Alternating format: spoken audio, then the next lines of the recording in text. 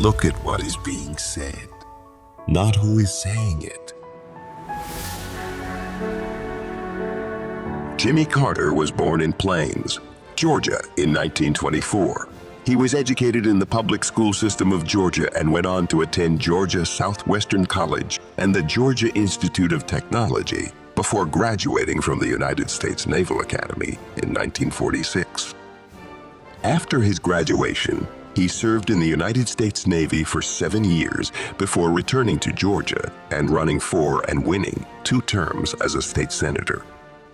In 1970, he ran for and won the position of governor of Georgia, where he served for 4 years before running for president of the United States in 1976.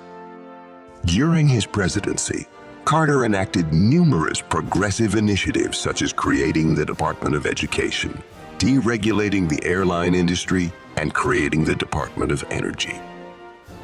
Carter also worked to strengthen the economy, reduce unemployment, and create peace between the United States and other countries.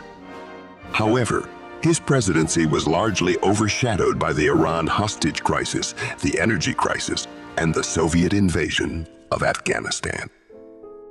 After his presidency, Carter continued to be involved in politics and public service and was awarded the Nobel Peace Prize in 2002 for his work towards peace in the Middle East.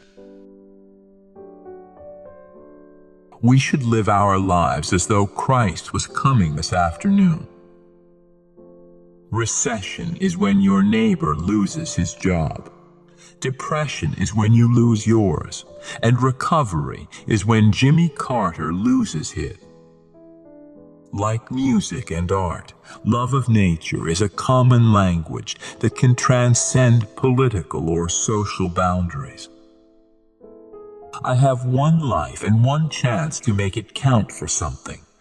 My faith demands that I do whatever I can, wherever I am, whenever I can, for as long as I can with whatever I have to try to make a difference. War may sometimes be a necessary evil, but no matter how necessary, it is always an evil, never a good. We will not learn to live together in peace by killing each other's children. America did not invent human rights. In a very real sense, human rights invented America. When people are intimidated about having their own opinions, oppression is at hand. We will not learn how to live together in peace by killing each other's children. Failure is a reality. We all fail at times, and it's painful when we do. But it's better to fail while striving for something wonderful, challenging, adventurous, and uncertain than to say, I don't want to try because I may not succeed completely. We must adjust to changing times and still hold to unchanging principles. I believe that anyone can be successful in life, regardless of natural talent or the environment within which we live.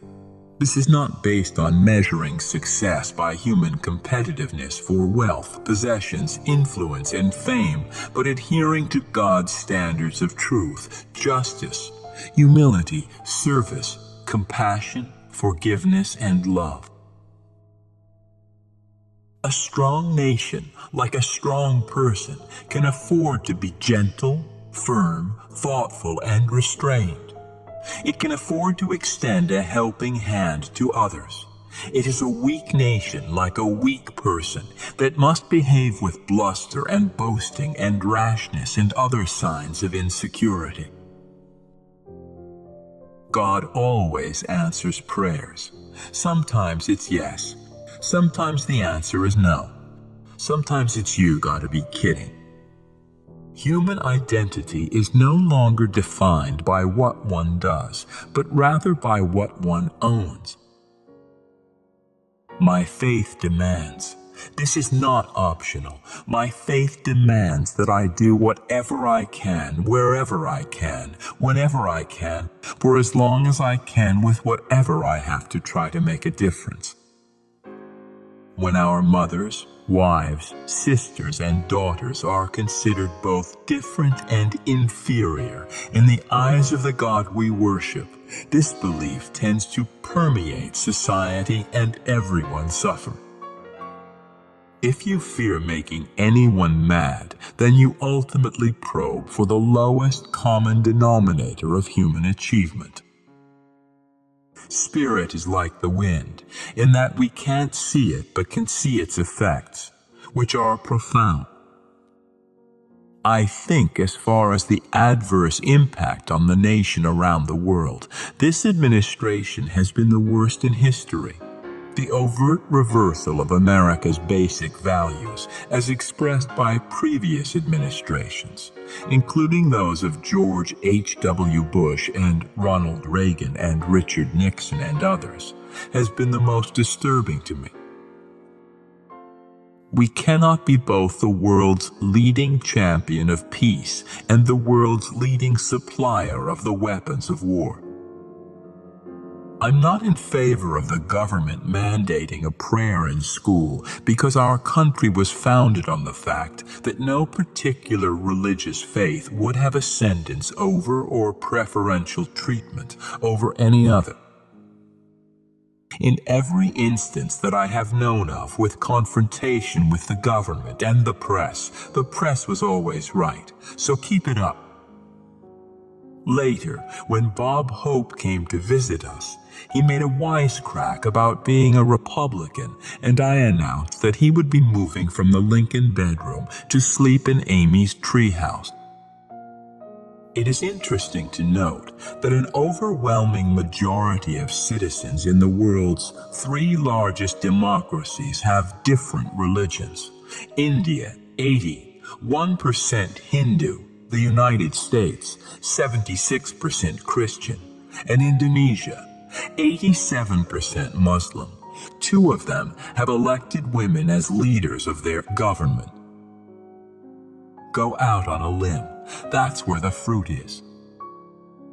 A person should have as our goal complete agape, self-sacrificial love. The most we can expect from a society is to institute simple justice. This is a present from a small, distant world, a token of our sounds, our science, our images, our music, our thoughts, and our feelings. We are attempting to survive our time so we may live into yours.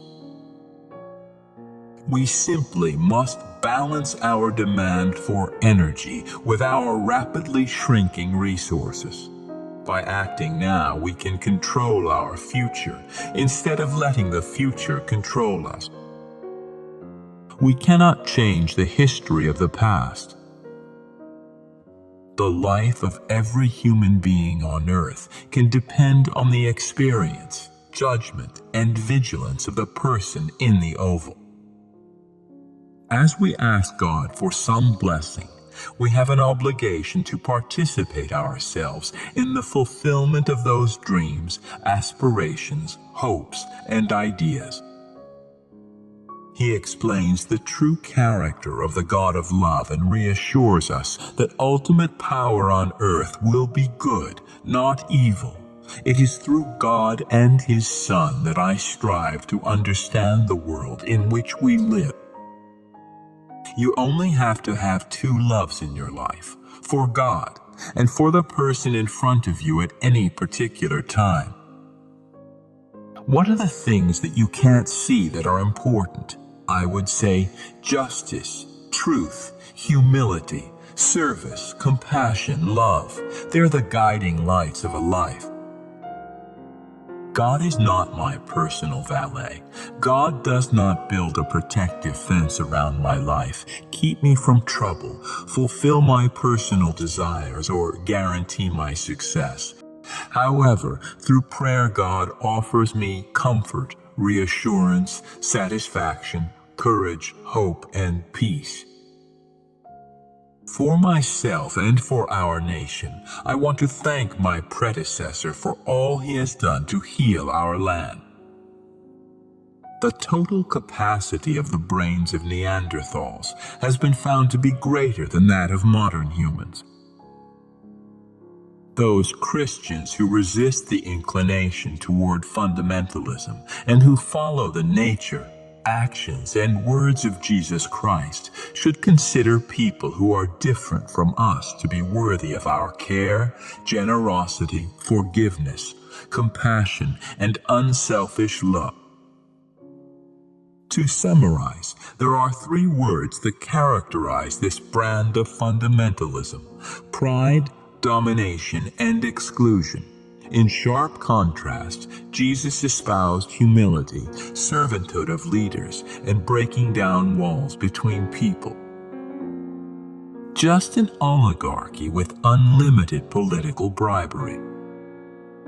The blood of Abraham, one God's father of the chosen, still flows in the veins of Arab, Jew, and Christian, and too much of it has been spilled in grasping for the inheritance of the revered patriarch in the Middle East. The spilled blood in the Holy Land still cries out to God, an anguished cry for peace. We cannot ignore our gift of the future.